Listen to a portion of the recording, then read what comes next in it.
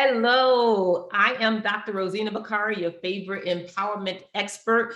It is March. We are here to talk about the Healing Challenge 2022 topic of, I'll let Dr. Singleton tell you what the topic is.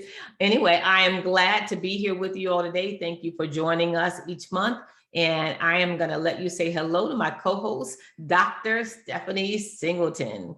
Thank you, Dr. Bakari. Hey, everybody. Thank you so much for joining us. It's always good to see all of you and just really have these conversations. Thank you so much for being here at the Healing Challenge 2022. If you have not signed up yet, the website is www.healingchallenge2022.com. So let's just get started because this is a big one. The topic is trust. Hello, trust. We all know that's a big one. So I know you, our avid followers, you already have your pen, your paper, your pad, whatever. Okay, and you are ready to get these nuggets today from Dr. Bakari on trust. Share, because somebody out there needs to hear this word today. Okay. Dr. Bakari, we just going to jump right into this question. What is trust and where does mistrust come from? Okay, what is trust and where does mistrust come from? That's almost the same question. So let me see if I can dive in here and bring some clarity to what we're talking about today. When there is trust, it is the absence of angst or anxiety about what the consequences or behavior toward you will be, or that it will be favorable toward you. So if I trust our relationship, I trust what you're going to do, then I'm not sitting waiting for the axe to fall. There's trust there. The reason that's so doggone important is because when I can relax, because I trust what's happening between us, or trust what the universe is bringing me, or trust in myself that I'm going to produce something, it frees me up for my mind to then focus on the task, to then focus on connecting with the person, to then focus on all the comforts that come with the circumstance or situation, as opposed to being on standby. So trust is important because it helps us to relax and get into the groove to do our business, whatever that business is, right? So it's broad, and hopefully today we'll get to talk about some of those broad aspects of trust, not just in our intimate relationships, but in how we perform our job and how we move about in the world. Some people don't go to the doctor because they don't have that level of trust, because they're in hyperarousal, believing that someone may not be doing things in their best interest, right? And so trust can affect all of our lives. So that's why it's so important to have this chapter about building relationships, even when we don't trust people. But really the goal is for us to come to an understanding of how we can go about building up trust, right? So where does trust come from? Trust happens, because we kind of sort of know when mistrust happens. We can all point to that point. We can all give you the story about how we've been let down, how someone didn't follow through, how someone tore a hole in our heart, right? How someone took money, how someone, so we all can pinpoint to why we don't trust people. But where's trust supposed to come from? What a lot of people don't realize is that trust is actually a developmental task. There comes a point in our lives where the main focus of our brain is to develop brain cells that lead us to trust ourselves. Because when we trust ourselves, extending that trust to other people is a lot easier, right? So what age do you think we're supposed to do that? Here's your test. Do you know, Dr. Singleton, what age are we supposed to develop trust? Oh, okay. I'm just going to say 3. Okay. Sort of. Actually, it's a lot earlier than that. It's a lot earlier than even 3 years old. Remember, human beings come into the world very vulnerable. Like, we are slow, maybe because we have these big complex brains, we presume. But most animals, for example, they can walk within days, if not hours, of coming out of their mother's womb.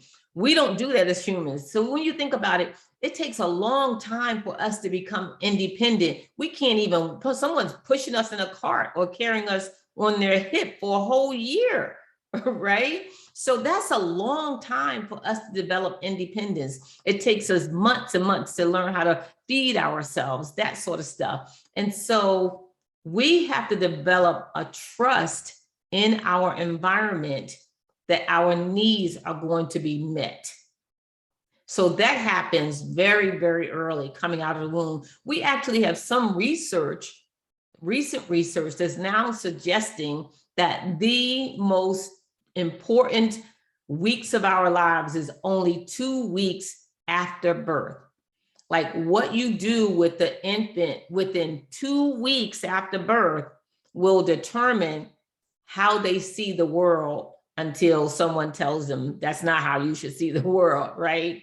2 weeks, the first 2 weeks is the most critical period of our human lives, right? About how we are getting our needs met. So there's a critical period. So that's one critical period. The other real critical period is because, okay, so here's what's happening. Let's say up until actually 2.5, by 3 years old, like, it's firmly established, right? Because what's happening is people in your environment are taking care of you.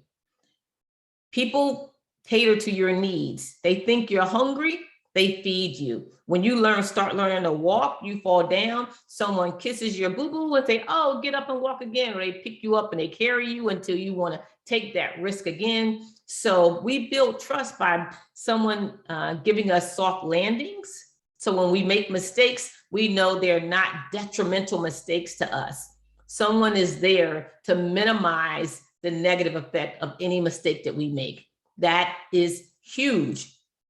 Someone allows us to play with our independence at a very early age, right? And so you see kids say no, because that's one of the first words we learn when we speak, no, right?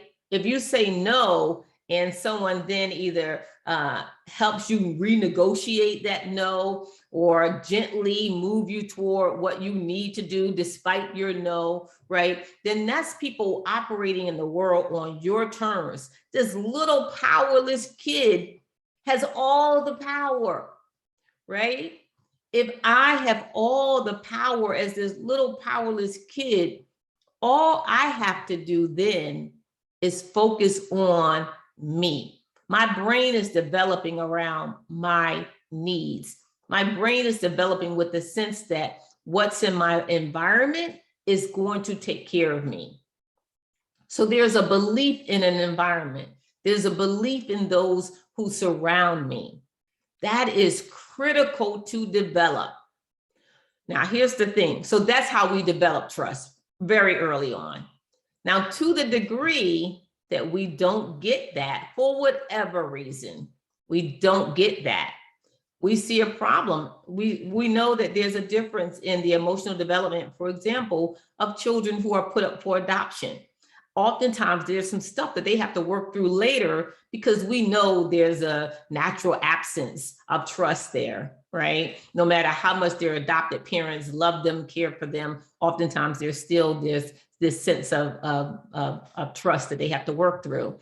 We also know that, for example, what if there's a sick person in the home that has to be cared for?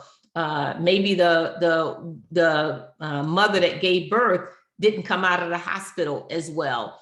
So there's a number of scenarios where children up to 3 years old don't get the nurturing that they need or deserve. The worst, of course, is flagrant abuse, where there's just neglect. No one wants to give them that. Sometimes it's unintentional, where parents or the environment resources are depleted because people are working all the time, because there's 5 other children in the home that needs to be cared for. Sometimes there's economic situations. So for whatever reason, when that happens, now we have a child who's not sure that somebody's going to feed them when they're hungry.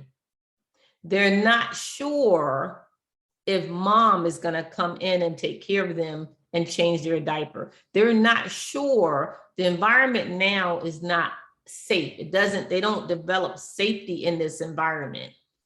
So to the degree that they do not have the ability to develop safety in their environment, something happens. So instead of me, my little brain developing, focusing on me, it has to do this twist where it focuses on the environment.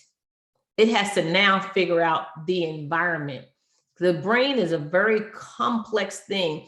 Remember, we are built for survival. Human beings will survive the worst of humanity, and we have, because our brains are that adaptable. The thing about the brain is that it will adapt to the good, the bad, and the ugly all the same way by normalizing it.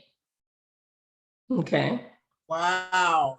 That answers a lot of questions, just thinking about certain things in my life. I'm sorry, were you going to continue on? Right. So now I'm 3, and it's normal for me to have to focus on the behavior of other people in the environment. I'm not developing internal trust. I'm developing the ability, the keen ability sometimes, to scan my environment so I can predict my best chance of surviving this situation, getting food tonight, getting my diaper changed, staying out of harm, not being yelled at, not being spanked. No, not using the word no. I learned that quickly. If you smack me in the mouth when I say no, right? But the ability to say no is essential as a child. It's essential. Some people can't say no as adults because they were never allowed to say no as children, right? And so these are important critical periods in which we begin to learn to develop that internal trust to the degree that we were not cared for in the way that developed that internal trust. We carry some of those struggles into adulthood. So this is why so many people are just totally focused on what we call people pleasers or whatever, or people who don't want any type of confrontation or whatever. We're just always trying to navigate, okay, how can I be safe in this situation, so that the priority is not even trust. The priority is, can I survive, these 10 minutes, yep, this hour, this family visit, this whatever. Yep, absolutely. So it becomes about survival. And so when the goal is survival, then that's contrary to developing trust, right? So you got to get out of survival mode in order to learn how to trust. Yeah, and you have to trust to get out of survival mode. So you see the cycle, right? Yeah. Right. It's like double dutch. Like you got to get in there, right? You double dutch. Like how do you get? It takes a lot of practice and skill and training to figure out how to get in there. So both of those ropes are going at the same time, and you can stay in there and skip. That's trust relationships, right? Trust survival. Like you're just jumping in between those as you develop that skill. Woo, that was a lot. I hope people were able to really get that in. This is one that you're gonna have to come back to, well, all of them, but I think trust is such a big, huge thing with so many people. This is one definitely you're gonna have to come back and listen to again and again because there was a lot of different levels there, Dr. Bakari. Thank you so much. Absolutely. And it really is. It is a lot of levels, and it's a lot of leveling up when we really get into trust, because this is one of those things that I am emphatic about. It is so difficult to really learn trust without having some sense of going back and understanding when and where that trust was broken. I know we think it was the first time he broke our hearts. I know we think it was the first time she didn't show up or she didn't pay our bill and we had to pay our own way. I know we put it back to those adult situations, but I can almost assure you it was something that was broken at some point, probably before you were even verbal, or highly verbal, or highly skilled in verbal expression. Wow. So so in those instances, we can see how people are definitely all about really protecting themselves. And you can't, and to be fair, we all know you can't just go out here and just blindly trust everybody. So what is the difference between mistrust and protecting yourself? Right. So it's about developing the trust, the internal trust, right? And taking a look at those situations and really coming to know yourself deeply. That's why the healing journey is so important, because we want to come to know ourselves deeply. When we know ourselves deeply, we can be much more honest about what our needs are, right? We become much more loving, so that we're not constantly looking toward the external, because that's what we've been trained to do. We've been trained to keep looking at the external environment to get our needs met, because that never happened to us naturally, right? And so we were taught and told, no, you must focus on someone else to get your needs met, not focus on you. So we gotta course correct, right? In order to develop that, we have to go back and course correct if we want to stop protecting and start connecting and relating. My favorite saying, every relationship is a relationship with yourself. So this is about going back and finding that relationship with ourselves, because we don't need to protect. When we have boundaries, we don't need to focus on how am I going to protect. When you love yourself, you're not going to say yes when you mean no. You're not going to say no when you mean yes. You're not going to worry about someone loving you when you love yourself. You're not going to give away power when you have come to understand how to use your own power. But if no one ever allowed you to use your power, you've been powerless since the first time you said no, then you have constantly got to trust other people with your power, because you've been taught to extend that power to other people instead of using it yourself. So the more you learn to use your own power, the less protective you have to be. Your power will speak to you and speak for you. That's a scary place. That really is a scary place to be, man, because trust, I'm not gonna lie, trust is something that I still have some issues with, at times. And a lot of times I overwhelm myself and I stress myself because I don't have the trust. Well, it's two things, right? For me, I don't have the trust that somebody's actually going to follow, right? Or if they do something, or if I ask them to do something, right, depending on what are they going to want, right? And I'm not even talking about money or compensation, that I'm just talking about in terms of manipulation, those type of things. Or are they going to want, sex in between, something, what is it going to be? And so, that it just spreads into, it wasn't just my relationships, my intimate relationships, or and my relationship with my family, right? It was also, whether it's at work, whether it's just out, in public, at school, whatever it is, that whole thing is still playing out at times, right? About that. And the other part of that is sometimes when you grow up in dysfunction, you're used to that dysfunction, right? You're used to that drama, right? That's why, you know, I kind of understand drama queens, even though they kind of annoy me. I understand it because that's what they grew up with. So that's no, you know what I'm saying? And that's what they know how to do. And so I knew how to be around dysfunctional people, right? I knew how to navigate that. Not that it made me feel good, but it was familiar. So I knew how to navigate that. So once I wanted to step out and meet healthy, emotionally healthy people, that scared the heck out of me, right?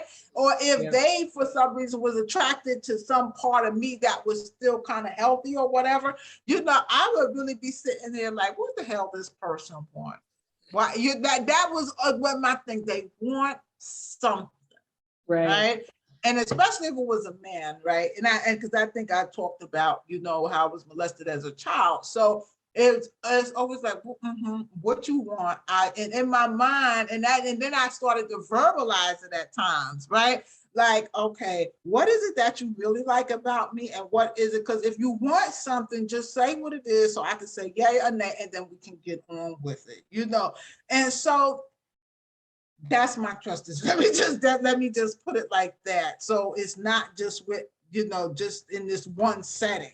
It permeates every aspect of my life. Absolutely. And it is scary to be around, to trust my own instincts. Like, how do I know that person is not crazy? Because I'm really good. You know what I'm saying? And I'm not talking about mental illness, that type of thing. I'm not trying to be that, but how do I know that person is really healthy? Because my goodness, I've been so good at just attracting and being around unhealthy people. Absolutely, right. And so we have to become good pickers of relationships in the first place. And that's going to have a lot to do with what is it that we are grappling with internally. So as long as those insecurities, as long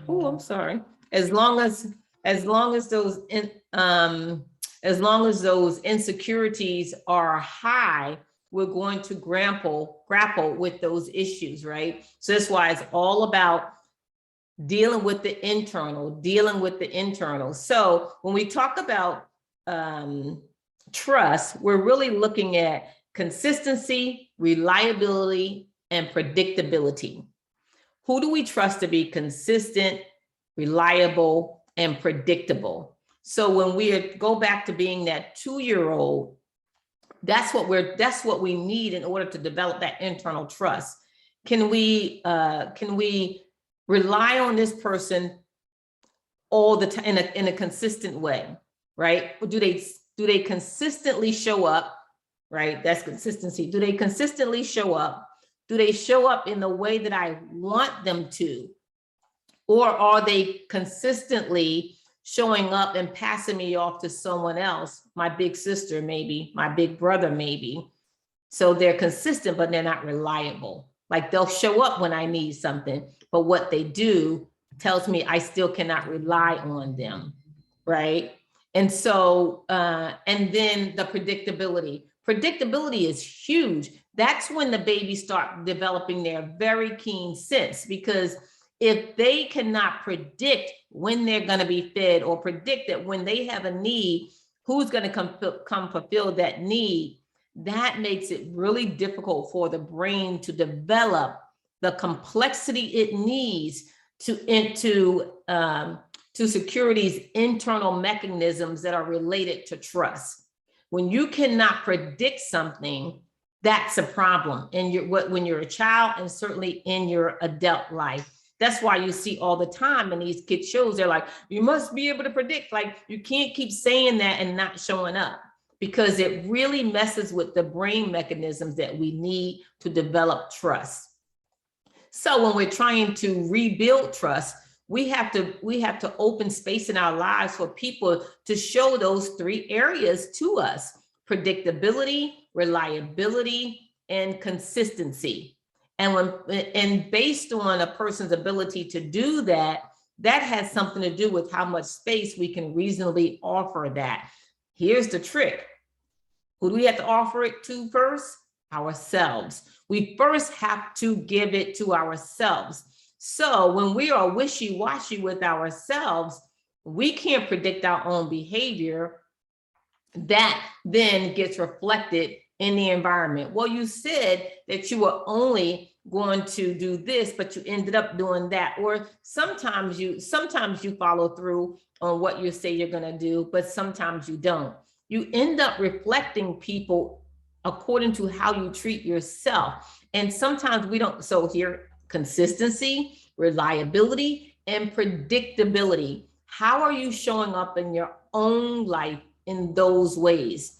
Sometimes those have been difficult to articulate because we're like, well, did he buy me a gift? Or did she take me to the store when she said, did she call on Sunday? And we're in there are these tangible things that we're looking at, but we really don't have a good grasp on what we're really looking for. Consistency, reliability, and predictability. How are you showing up in your own life in those ways?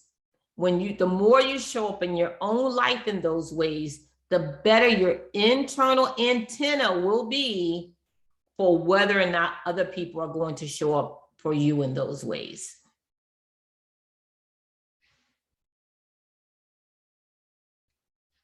You're still muted. Thank you for that. Thank you, because something does resonated with me when you, and just, you know how you hear something, it's that, like, what they call an aha moment, like, oh, okay. Yes, indeed. Thank you so much. Thank you so much for that. So having said this just goes right into the next question perfectly. Is it possible to restore trust? And how do you do that? I think you kind of hit on that. You just hit on that with how we develop through consistency, reliability, and predictability, right? So it can be restored, but like everything, that's a process. Mm-hmm. Right. We can restore trust.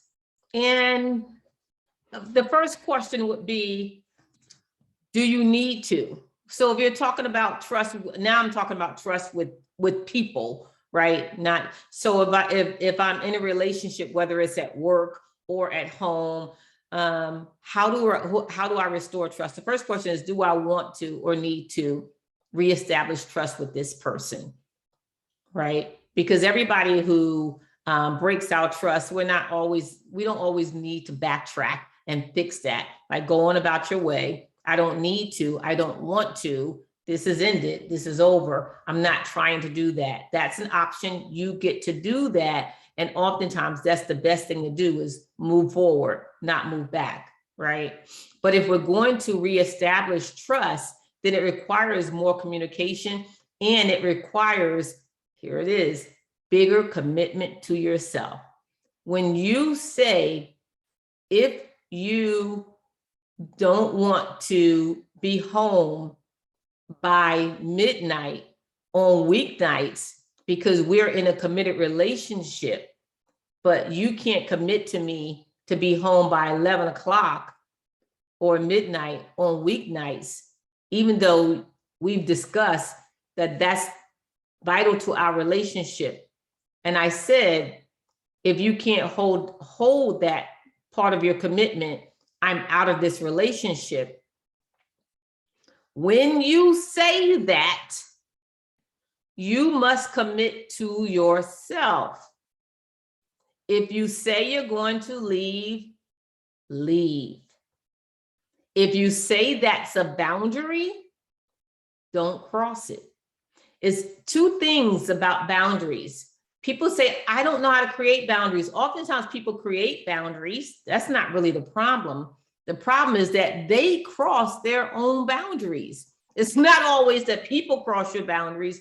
When you create a boundary, you have to stay on the side of the boundary that you created. To the degree that you don't maintain trust within yourself, when you say you're going to do it, do it. When you say you're going to be there, be there. When you say you're going to leave, leave. Because those are the things that make you consistent, reliable, and predictable with yourself. So restoring trust is, first of all, restoring it with yourself.